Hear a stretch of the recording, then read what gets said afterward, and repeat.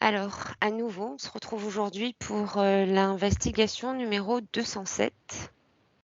Mmh.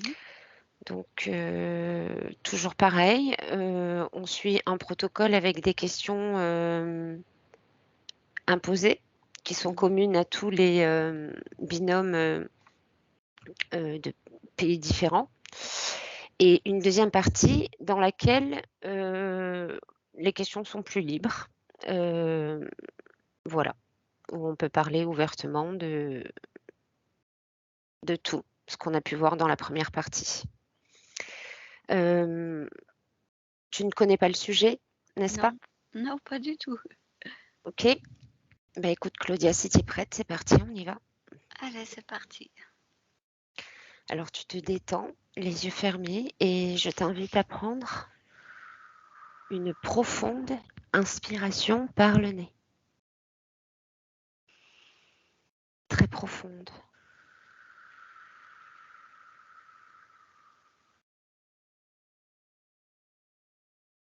Tu inspires par le nez et tu expires par la bouche le plus profondément possible.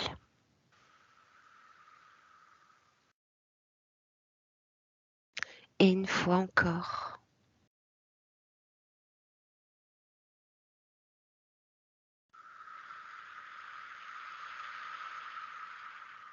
Et au fur et à mesure, tu sens tout ton corps se détendre.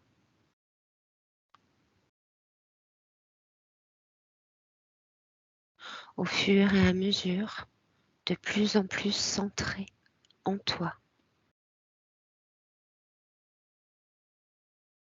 À partir de maintenant, chaque mouvement respiratoire sera plus profond, plus centré,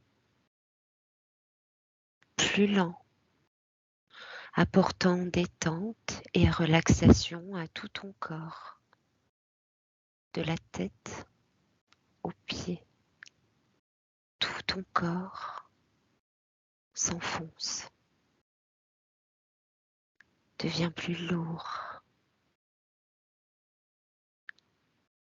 et tu te laisses entraîner par ma voix et uniquement ma voix qui t'accompagne durant ce décompte à l'envers de 5 à 1.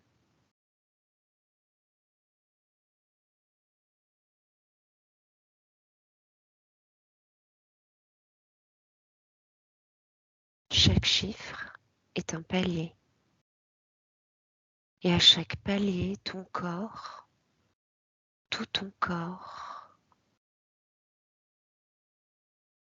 sera complètement détendu, profondément détendu.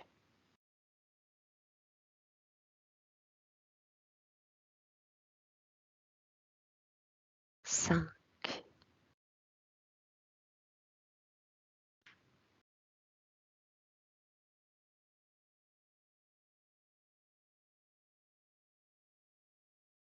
4,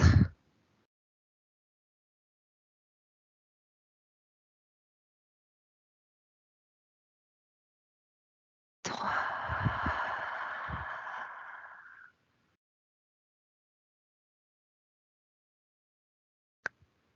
2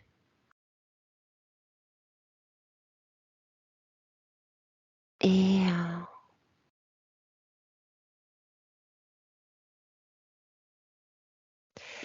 Et maintenant, à mon 3, Claudia, tu me dis quelle est la raison ésotérique de la guerre entre Israël et la Palestine. 1, 2, 3.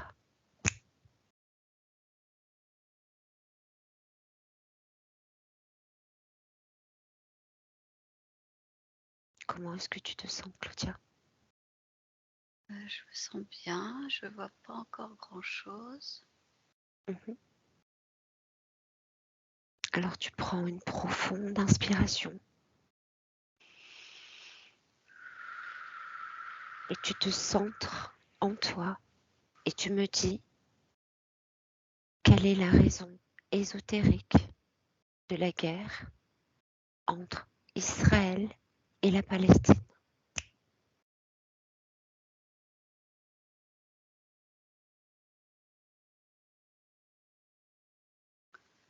Alors, ce qui commence à venir, il y a une espèce de réflexion, de planification. Mmh. Alors là, nous sommes bien sur le plan ésotérique, Claudia. Oui. Mmh. Que peux-tu me dire de plus? Que perçois-tu? Hem, Focus sur ces entités. Elles appliquent un plan. Mmh. OK. Elles déroulent un plan qui a été, hem, Mise en place. oui, réfléchi, construit. OK. Autre chose? Elles sont, non, ça a l'air assez technique, elles sont affairées. Je vois des formes qui sont affairées autour d'un plateau. Ils suivent un projet, donc c'est ça? Oui, oui, c'est ça. Elles appliquent une, OK. oui, elles appliquent dans l'ordre ce qui a été prévu. OK. 2e question. Qui sont toutes les personnes responsables que tu vois concernant le niveau métaphysique de ce conflit?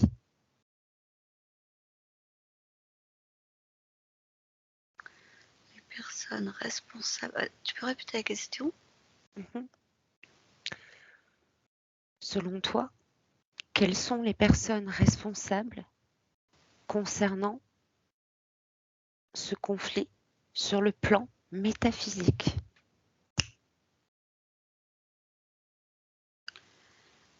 Il semble qu'il y ait plusieurs niveaux.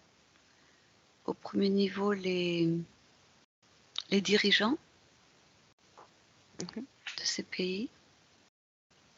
Mmh.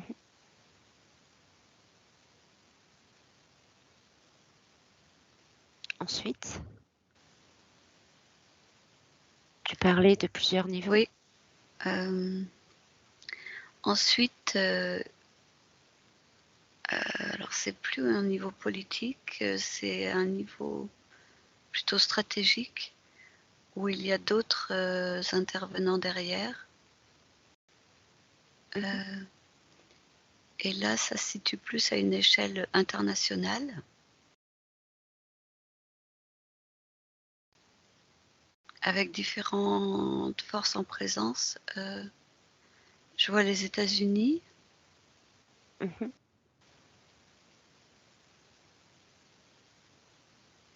hem,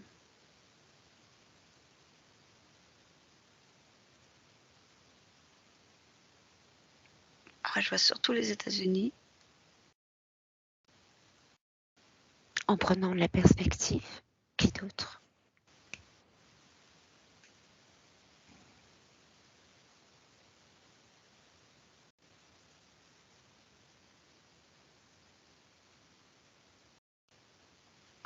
Alors ça a aussi un rapport avec enfin, de ce que je vois, ça aurait un rapport avec, heu, quelque chose dans les relations, entre les États-Unis et la Chine. Mmh.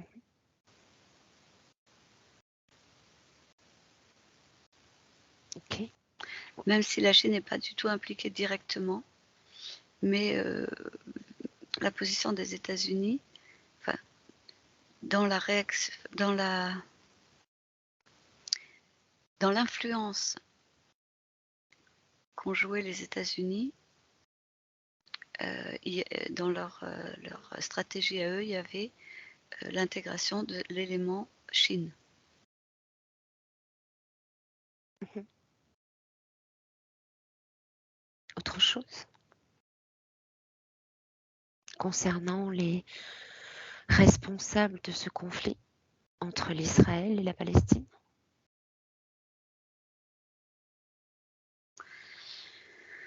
Alors après, le niveau des autres pays, je vois un niveau plus occulte. Donc là, c'est peu clair. Je vois des humains qui sont concernés, responsables. Mmh. Pour le moment, je ne les identifie pas. OK. Autre chose?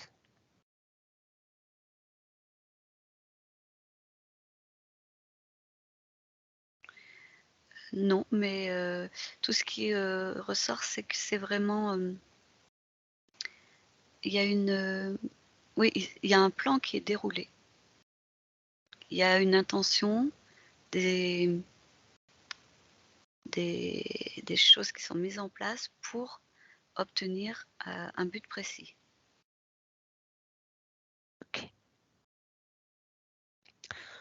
Question suivante. Recherche et observe les conditions subliminales de l'attaque contre Israël revendiquée par le Hamas, qui a débuté le 7 octobre au matin. Il s'agit d'observer, de trouver et d'observer les conditions subliminales de l'attaque contre Israël revendiquée par le Hamas.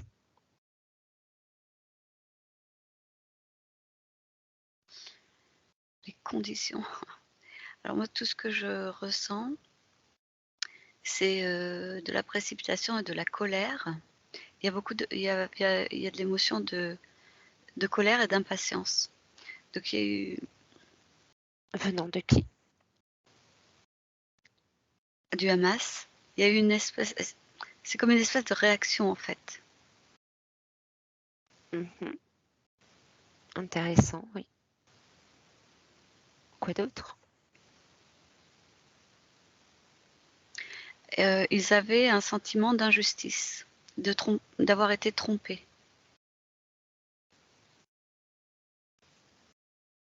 Autre chose?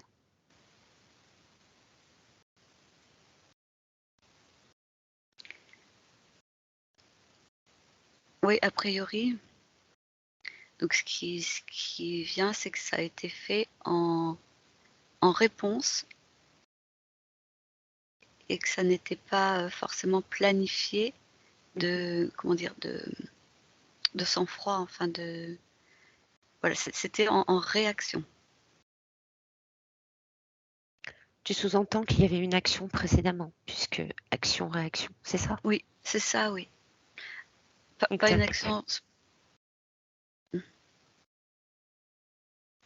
Autre chose? non. OK.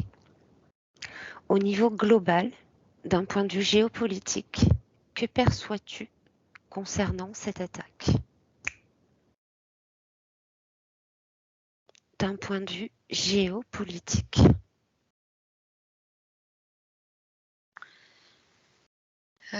Qu'il y a beaucoup d'intérêts, en jeu, qui sont, au-delà de l'aspect, géographique, ou de la possession des terres. Au-delà Mmh. de cet aspect-là, Oui. il y a une espèce de rapport de pouvoir. Mmh. La question, c'était au niveau géostratégique, Géopolitique. géopolitique, oui.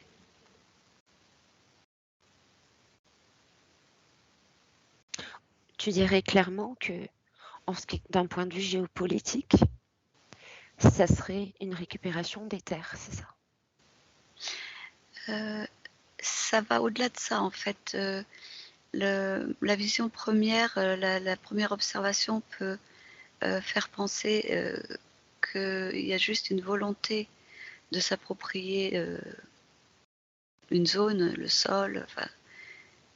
Mais en fait, ça, au niveau politique, ça va au-delà de ça.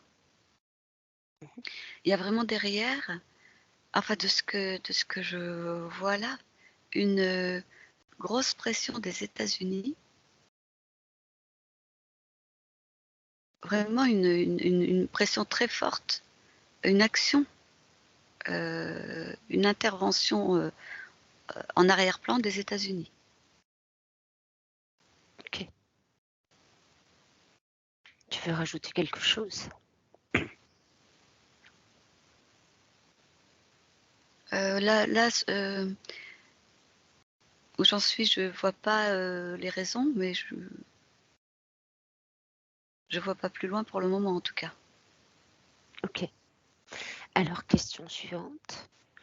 Observe les relations subliminales qui existent actuellement entre les conflits Russie, Ukraine et Israël, Palestine.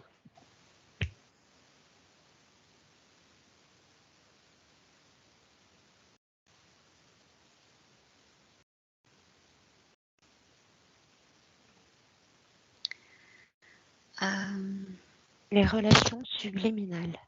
Oui. Alors le lien, le point commun, c'est encore on revient aux États-Unis. Mmh. Heu,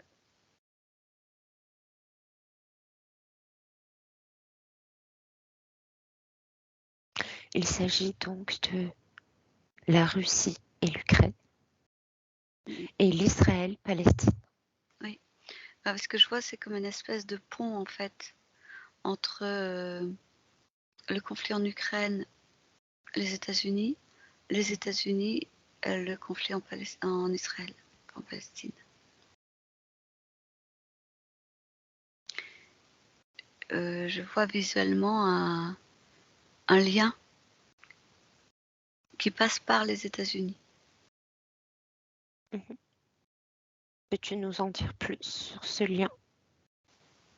Focus sur ce lien?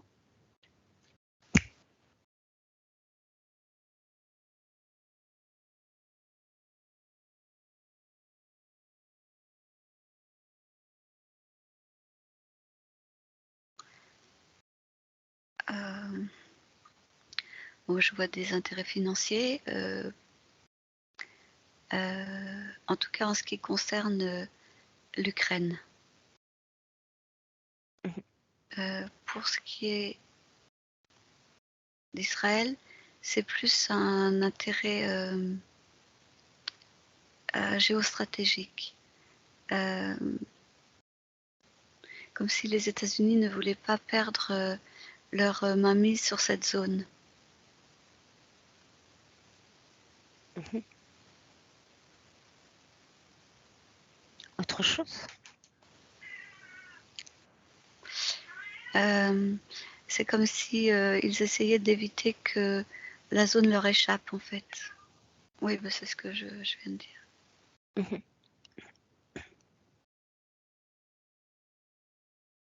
Question suivante. Observe le niveau de véracité et d'impartialité des informations divulguées par les médias. Que perçois-tu? Et bah, alors ça dépend des médias de quel pays. Mmh. Peux-tu nous en dire plus? Bah, ça dépend, je dois focuser sur quel pays, en fait? Sur quels médias? Sur les médias de quel pays? On va commencer par le nôtre, en France. OK. Alors là, il y a beaucoup de manipulation. Mmh. Hem, En fait, ce qui est dit est très contrôlé, hem, heu, «programmé» entre guillemets. Mmh.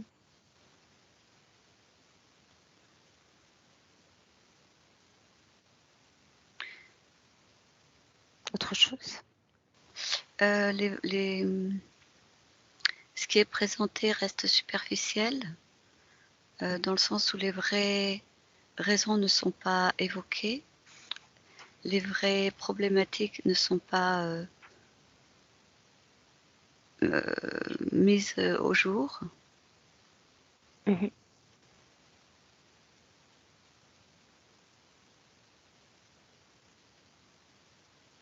Autre chose?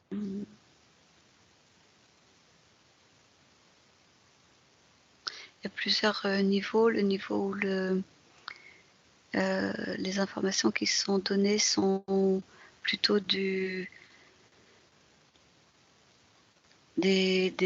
informations pour provoquer des émotions sur le grand public.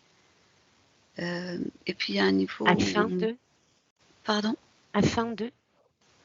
de provoquer des émotions, de l'émotion de peur, de peine, enfin des émotions négatives.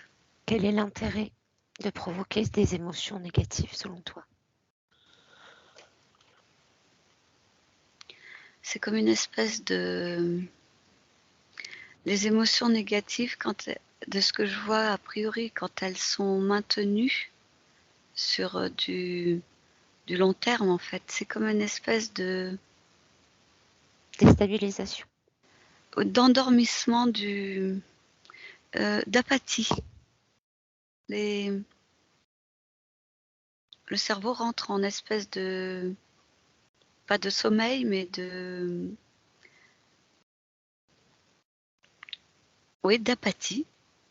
Mhm. Et ce qui fait que la réflexion n'est plus aussi facile ni aussi vive. Et à force, les gens se désintéressent de cette réflexion-là, en fait. Et ne sont plus que comme des réceptacles. Ils absorbent, on leur donne, ils prennent, ils reçoivent. Oui, voilà. On leur donne, ils reçoivent, mais il n'y a plus d'analyse ou de sens commun, en fait, de capacité à prendre du recul et à Et même en fait, ça arrive à un point où il y a même plus de questionnement. mhm. Selon toi, Claudia, ne veulent-ils pas non plus, n'espèrent-ils pas non plus créer des conflits? Comment ça, des conflits? On parlait de ces basses vibrations, Oui, d'accord? oui. N'espèrent-ils pas que des gens réagissent de manière colérique? Ne veulent-ils pas par là également créer des Ah conflits? oui. Alors c'est pas ce que je vois. C'est peut-être le cas, mais c'est pas ce que je vois là maintenant. Là maintenant, c'est plus une volonté de plomber, en fait, de plomber la population. Ok.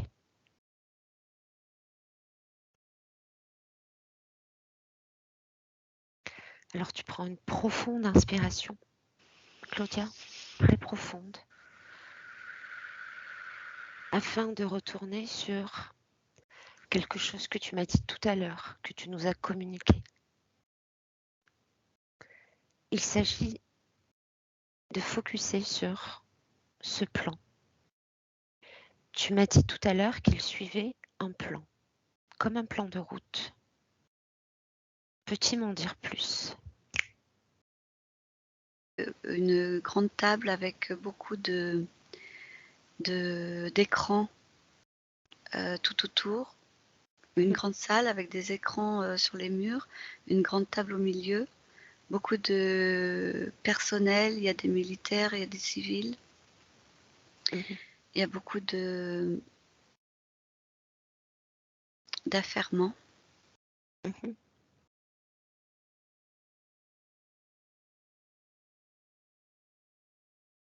Que peux-tu me dire sur ce projet? Ce projet, Focus sur le projet.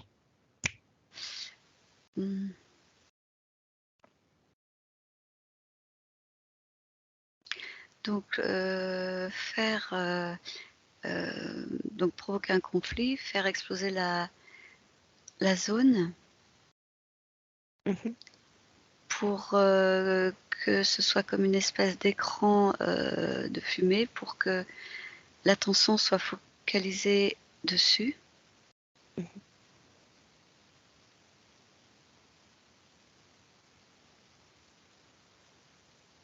Autre chose? Déstabilisation, Mmh.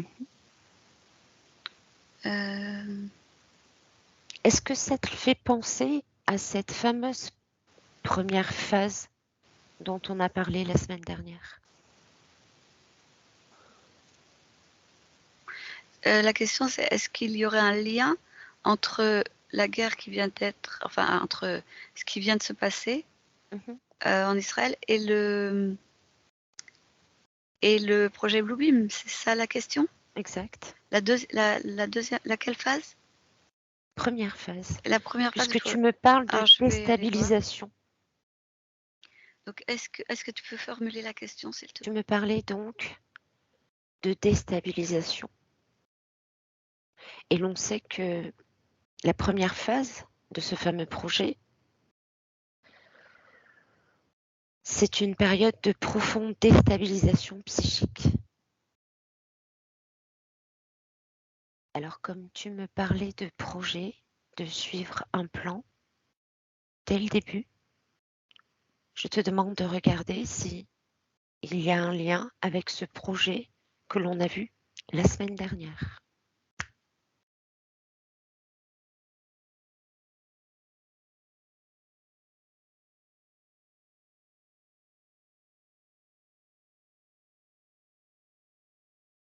Mmh.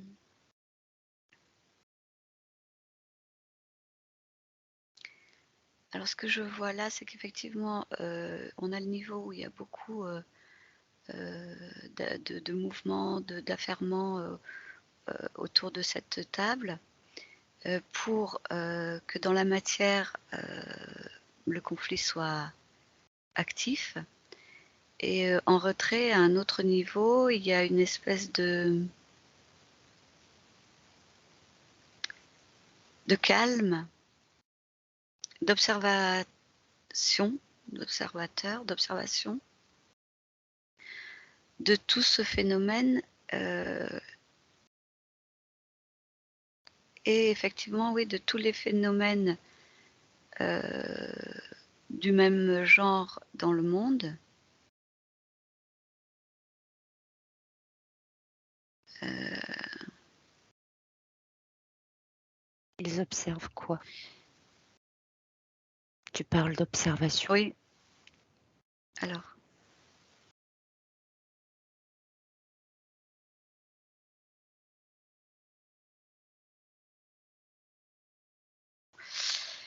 i ils observent en fait que, ouais, que ça se déroule selon leur, alors, c'est pas vraiment un calendrier parce que c'est pas une histoire de date, mais selon heu, leur, l'enchaînement qui est prévu en fait, le déroulement qui est prévu. Ils observent, ils mettent les choses en place, c'est ça? Et ils observent Oui, le oui, déroulement voilà, prévu, c'est ça, c'est c'est ce ça? que je vois, c'est que c'est une observation. Enfin, là, ce que je vois là maintenant, c'est cette l'observation que les choses, par exemple, dans la que les choses suivent la chronologie, voilà, la chronologie qui est prévue. OK. En rapidement, ils suivent leur plan, c'est ça? Oui, OK. Donc tu es d'accord avec le fait que ce n'est pas uniquement un problème lié à la géopolitique? Cela fait également penser à la première phase du projet, n'est-ce pas? je peux pas répondre aussi catégoriquement, mais je vois qu'effectivement, il y a une observation de haut, assez froide, de tous ces conflits et que c'est comme si ça suivait une sorte de logique.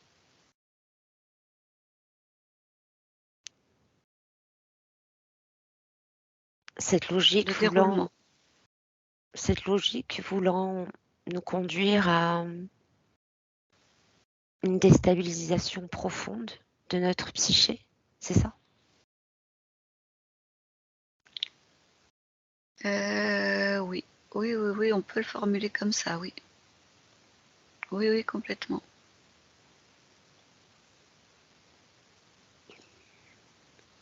Ok.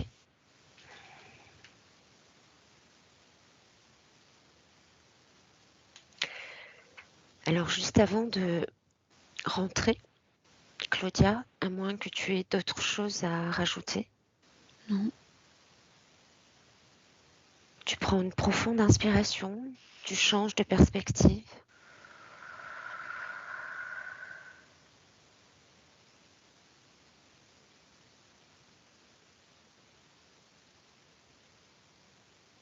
Et tu me dis comment tu te sens. Je me sens bien, rien de particulier. Ok. Rien à rajouter? Non. Ok.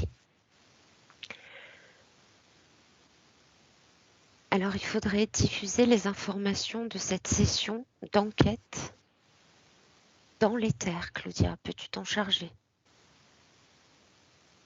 Oui.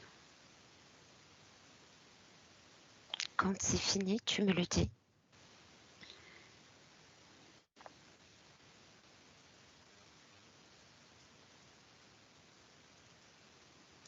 Ok, c'est fait. Et maintenant, appelle toutes les parties subliminales de tous les êtres humains qui ne veulent pas cette guerre. Et ensemble, créons un portail dimensionnel de paix, où chaque partie subliminale créera sa propre vision de la paix. Ok.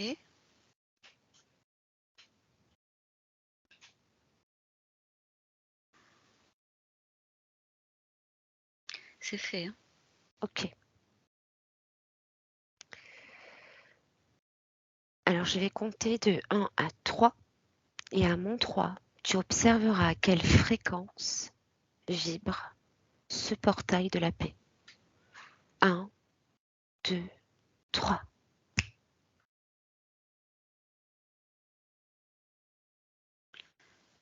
Plus de 90.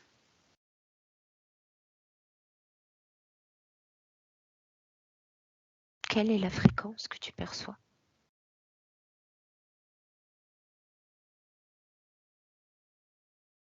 La fréquence? Tu me parles de Oui. 90%. Non, pas 80. Non, non, c'est pas un pourcentage. C'est la fréquence que je perçois, que plus de 90. C'est une fréquence très haute. Enfin, c'est une fréquence haute de ce que je perçois. De ce que je perçois. C'est une vibration haute. 90 correspondrait donc à des hautes fréquences pour toi, c'est ça? Oui, voilà, c'est ça que je le traduis comme ça. Oui, oui. Mhm.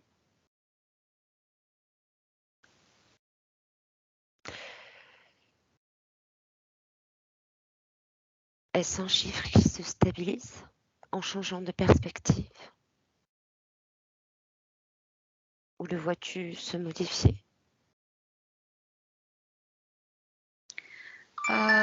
Oui, il est plus proche de 100. Ok.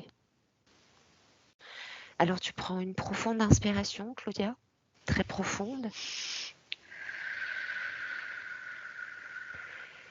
Et un bond vers le futur et vérifie les implications de ce portail de la paix dans un futur.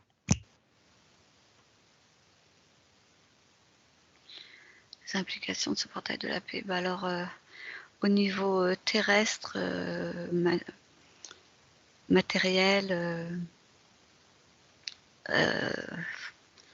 il se passe pas grand-chose. je veux dire, au niveau global, il ne se passe rien.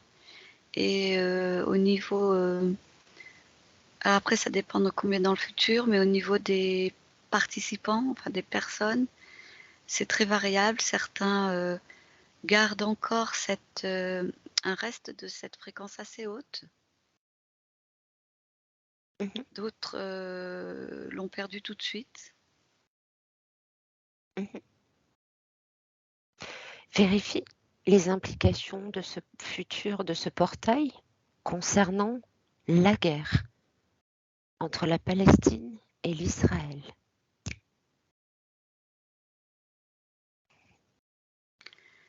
Alors, au niveau physique, matériel, ça ne fait rien du tout. Ça ne change rien du tout. Mmh. La phase 1 se poursuit sur ces 2 territoires, c'est ça? La guerre, donc, se poursuit? Aucun impact de cette création de portail de paix? Ça n'a pas d'influence sur les prises de décision des gouvernants. As-tu autre chose à rajouter? Alors oui, c'est que dans l'émission de ces fréquences de paix, il y avait donc des réactions, enfin pas de réaction au niveau physique. Par contre, ce que j'ai perçu tout à l'heure,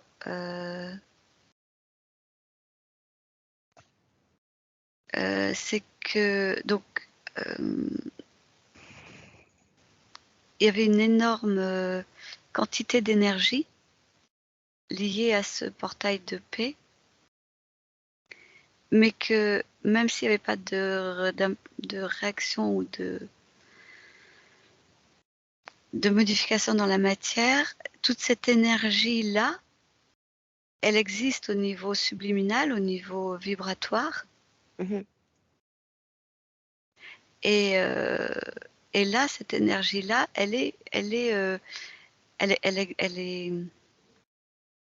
existe, elle est présente et elle est potentiellement utilisée. Utilisé par qui? Euh,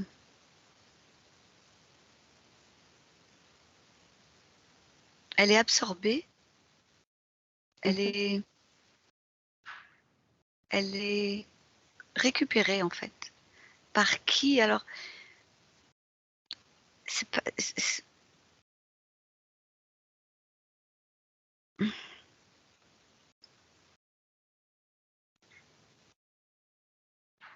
en fait, ce sont des fréquences vibratoires différentes. Je vois pas une personne, ce ne sont pas des personnes, ce sont des... Des entités?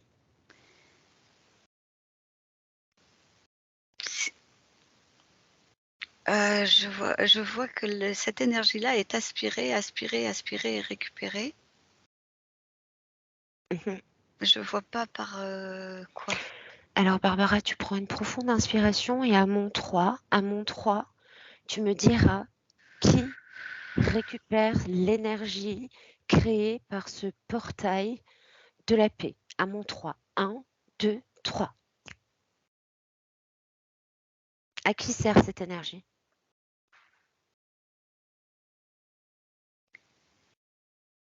Alors là, je vois une espèce de face grimaçante qui s'amuse. Alors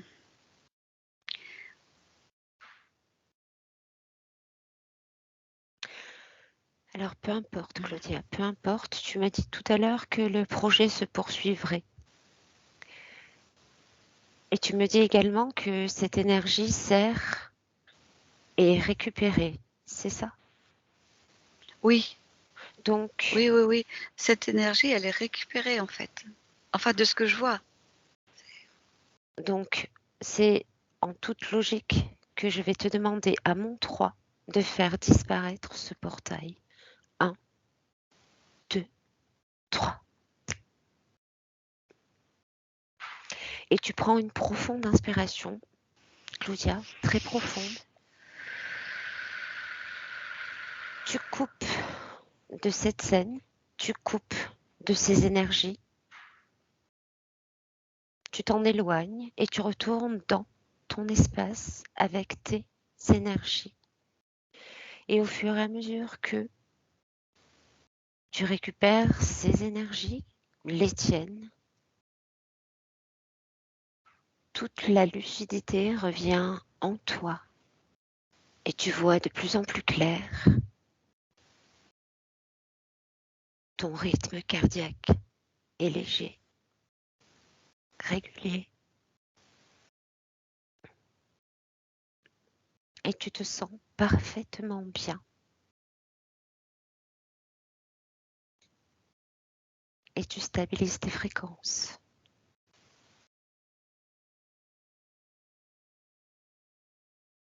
Et je vais compter de 1 à 3. Et quand je vais dire 3, tu ouvriras les yeux et tu seras pleinement de retour dans le présent, parfaitement alerte, parfaitement réveillé et centré. Oui, c'est bon. Comment est-ce que tu te sens, Claudia? Ça va, je me sens très bien. Ok. Alors, je te remercie pour ton travail et je dis au revoir à tout le monde et merci pour votre écoute. Et à bientôt. Benvenuto a questo nuovo video di Disclosures. Oggi parliamo della cosiddetta sessione di ipnosi investigativa. In realtà non esiste una sessione di ipnosi investigativa. Non che non si possa fare investigazione di ipnosi, però è che non esiste una sola sessione di ipnosi per dire si è fatta investigazione, per prendere quell'informazione come buona. Perché? Sappiamo intanto che l'informazione che arriva in ipnosi è molto contaminata, la percentuale di inquinamento dell'informazione è altissima.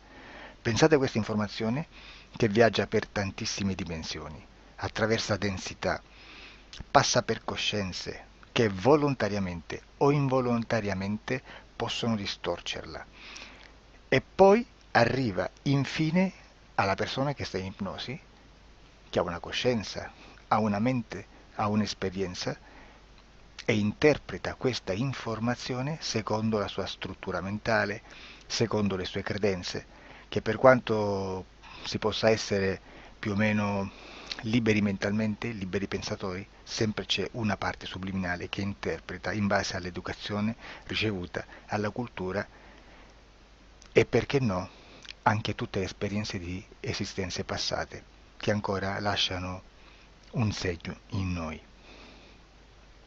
Per capirci, è come se dovessimo parlare con un'altra persona immersi nell'acqua, a qualche metro di distanza, cercando di utilizzare un mezzo, che è quello della corda vocale, che è fatto per produrre suoni da trasmettere nell'aria. Noi stiamo utilizzando questo strumento per far passare un'onda sonora nell'acqua o in un liquido.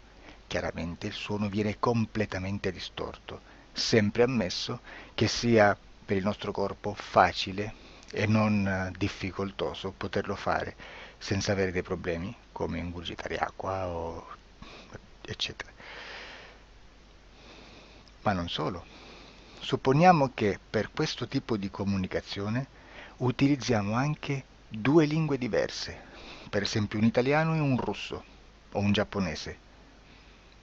Per quanto possiamo anche interpretare il labiale, non possiamo capire quello che ci sta dicendo perché la lingua è diversa. La lingua, diciamo, da dove parte l'informazione a dove arriva è completamente diversa, il codice, il linguaggio è diverso. ma possiamo anche cercare di capirci attraverso i gesti, attraverso le espressioni facciali. Per quanto sia ipoteticamente facile poterlo fare sott'acqua, però non dobbiamo dimenticare che l'acqua non è l'aria e può distorcere l'immagine, ma non solo. Dobbiamo anche pensare che l'altra persona, che parla un'altra lingua, che viene da un'altra cultura, potrebbe interpretare i segnali che noi interpretiamo come X in Y. Per noi un sì è abbassare la testa dall'alto verso il basso, per esempio, sì, e il no da sinistra verso destra, no. In alcuni paesi orientali, come le Filippine credo o qualcun altro, utilizzano esattamente gli stessi segni, ma al contrario. No, sì.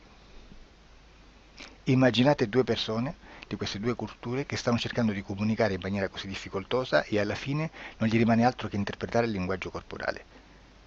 Sì, che per l'altro invece no. Cosa voglio dire con questo esempio estremo? Che l'informazione da dove parte a dove arriva viene completamente deformata. Non sappiamo esattamente quale percentuale perché ogni situazione è a sé stante, però la percentuale di inquinamento, di distorsione, di contaminazione di questa informazione è assolutamente alto.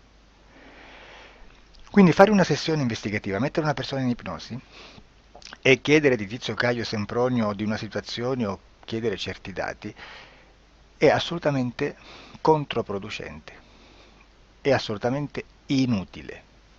Quindi vi chiederete cosa fate allora voi quando fate ipnosi, quando fate delle domande, quando cercate delle risposte e con queste informazioni che vi arrivano lavorate sulla situazione esoterica del cliente.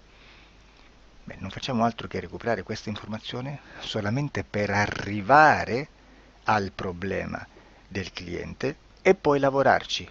Quindi il valore dell'informazione non è quello di un'istruzione, quello di memorizzare dei dati e di prenderli per buoni, ma è un veicolo di movimento, di trasporto verso la causa del problema per poi lavorarci. Quindi lo scopo di questo tipo di informazione che si prende dalla singola sessione è completamente un altro. Come si fa quindi? Investigazione in ipnosi. Il lavoro non è semplice, il lavoro è lungo, difficoltoso, stancante. È necessario farlo anche in squadra perché bisogna moltiplicare il numero di sessioni da fare e una sola persona potrebbe farlo soltanto in un tempo estremamente largo. Noi abbiamo delle informazioni che prendiamo ormai per buone, ci lavoriamo, danno dei risultati e quindi per noi sono buone. E come abbiamo fatto ad avere queste informazioni? Per esempio, come facciamo a sapere che un extraterrestre chiamato il cosiddetto grigio è più o meno alto X, poi ci sono magari quelli anche un po' più alti, ma hanno un corpo strano, hanno una pelle grigio-verde, hanno degli occhi grandi a mandorla neri, senza una pupilla visibile, non hanno quasi bocca né naso né orecchie, hanno soltanto delle fessure, non hanno organi genitali, hanno degli arti molto più lunghi rispetto alla proporzione che potrebbe avere il corpo umano e di solito hanno meno dita delle 5 del corpo umano, eccetera, eccetera, eccetera. O se no prendiamo un altro tipo di essere che possiamo incontrare in ipnosi, come facciamo a dire che hanno delle somiglianze con i rettili, gli animali rettili terrestri o gli invertebrati, gli insetti terrestri? Perché? Perché siamo sicuri di questa informazione e ci lavoriamo e quando ci arriva la prendiamo già per buona, nonostante sia anch'essa contaminata. Perché queste informazioni sono arrivate da tantissime sessioni, fatte da tantissime persone, con tantissime altre persone sotto ipnosi e che nel contesto di tutto il lavoro gli uni non sapevano degli altri.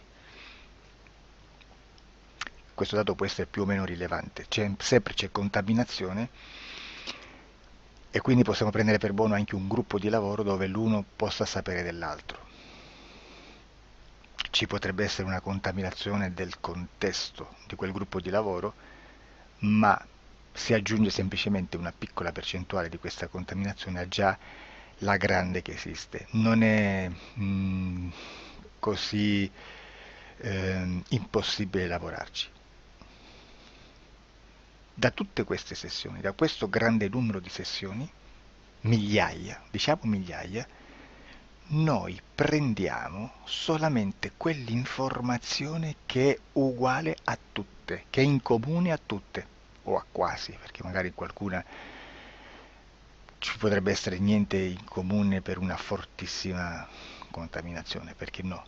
Ma dobbiamo prendere una stragrande maggioranza, proporzionalmente abnorme rispetto a quello che potrebbe essere un minimo di scartabile, e lì possiamo prendere per buona questa informazione. Quindi se noi su 10.000 persone diverse, con operatori anche diversi, in cui in ogni sessione vediamo un essere che più o meno ha le stesse caratteristiche del grigio o dell'insettoide, a forma di mantide religiosa, o il rettile a forma di lucertola, per esempio, di serpente o di quello che sia, o se vediamo il pianeta Marte più o meno di colore rosso, o se vediamo dei sotterranei eterici, non fisici, nel sottosuolo terrestre, soprattutto sotto le grandi città, dove c'è concentrato molto potere, molta energia di questo tipo, e chi più ne ha chi più ne metta. Se vediamo degli impianti che hanno certi tipi di funzioni, certi tipi di forme in certe parti del corpo, e questa informazione la ritroviamo tutta o quasi in tutte le sessioni fatte, eseguite, realizzate da tanti anni a questa parte, significa che quella è una informazione affidabile. E vi posso garantire che stiamo parlando di una percentuale bassissima. Su un 100% staremo, credo, forse più in basso di un 2-3%. Immaginate, tutto il resto è spazzatura, è informazione spazzatura. Sì, spazzatura.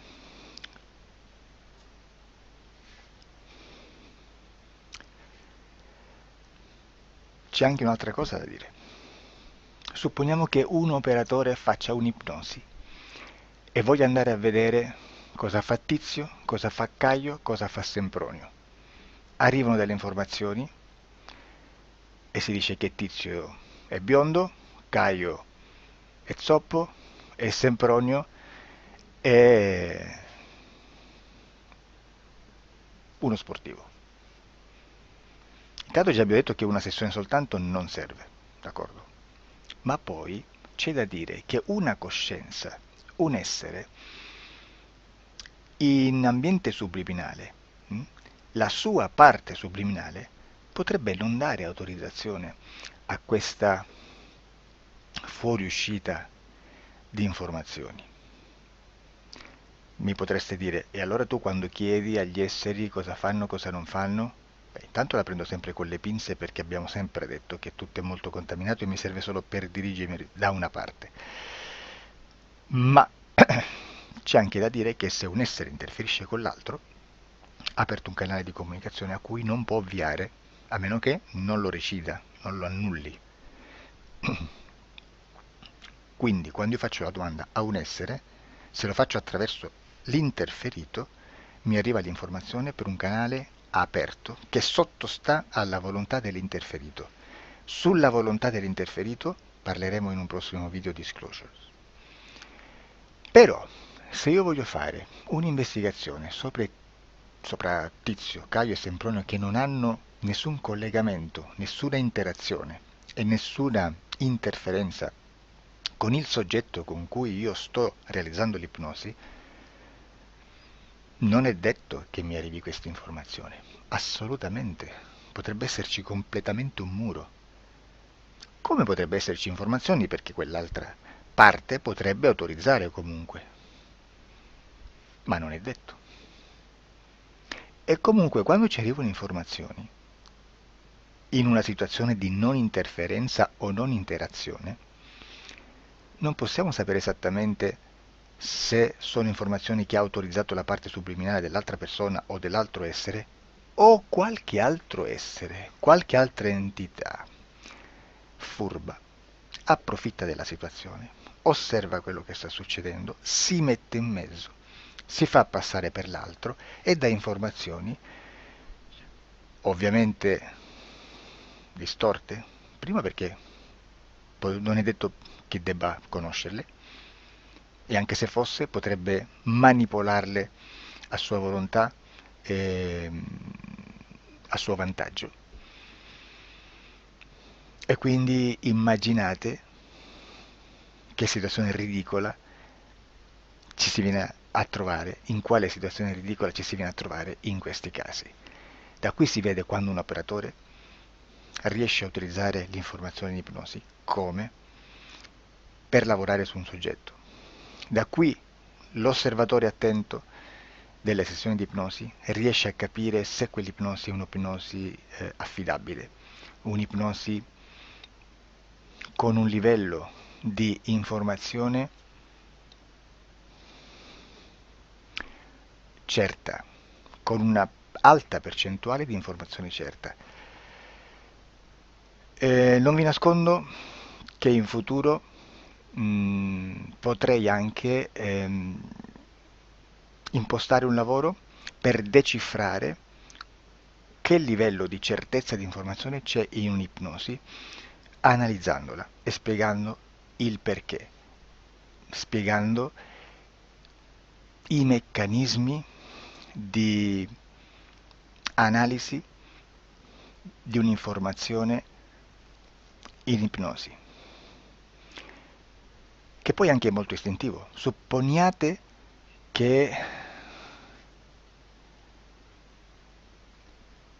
che dobbiamo cercare un'informazione su internet, per esempio un fatto di cronaca.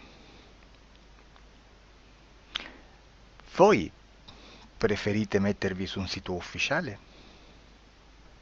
A caso. L'ANSA in Italia,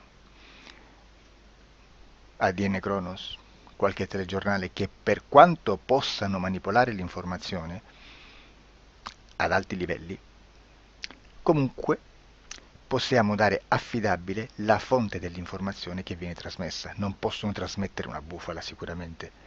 Verrà sicuramente manipolata ad altri livelli. Ne parleremo in altri video, ma a livello base la fonte è certa.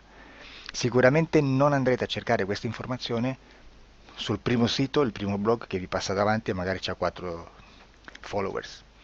Perché? Perché non vi dà nessuna garanzia della certezza della fonte. Non c'è un controllo né nella struttura interna di questa agenzia di informazione e né dal grande pubblico, che per la quantità di persone che attingono quell'informazione si può dedurre se l'informazione è certa o meno, perché è un'informazione che passa in un pubblico così vasto che se ci dovesse essere una distorsione con la realtà è molto probabile che venga fuori. Credo che abbia detto quasi tutto sulle sessioni investigative. Prima di chiudere aggiungo che proprio per questo stiamo conducendo dei cicli di investigazione in ipnosi regressiva che comprendono tante sessioni con persone diverse, con una buona o eccellente suscettibilità ipnotica sicuramente, per poter indagare su spazi ristretti su alcuni temi. Perché dico spazi ristretti? Perché se andiamo a prendere eventi grandi nel tempo, nello spazio, storici, parlare di qualcosa di molto generico implica una quantità di sessioni abnorme. Immaginate se dovessimo fare una sessione investigativa sui buchi neri, quanta informazione ci sarebbe e quante informazioni da filtrare. Sarebbe quasi impossibile farlo in questa maniera. Ma se noi riduciamo lo spazio di investigazione, se noi prendiamo per esempio, investighiamo sulla pedofilia nella Chiesa Cattolica. Ecco, se già restringiamo il campo d'azione, è molto più facile che possiamo attingere informazioni affidabili, presuntamente affidabili, con un numero di sessioni sicuramente alte, ma ridotte rispetto ad altri tipi di sessioni molto più generiche, su temi molto più generici. Quindi per fare anche delle investigazioni su temi molto generici bisogna suddividerli in temi, in dettagli, per poi alla fine, quando tutta l'informazione è stata filtrata ed è stata dedotta l'informazione comune, si possono mettere insieme per cominciare a costruire il quadro, mettere insieme tutti i puzzles. Questo è il vero senso dell'informazione in ipnosi, quando si fa ipnosi investigativa. La sessione per risolvere una problematica, un problema, con una presunta origine esoterica di un cliente, di una persona, è un'altra cosa, sono altri metodi, altre tecniche e l'informazione si usa in un'altra maniera, ha un altro scopo. Grazie, ci vediamo al prossimo video. Disclosure. Ciao.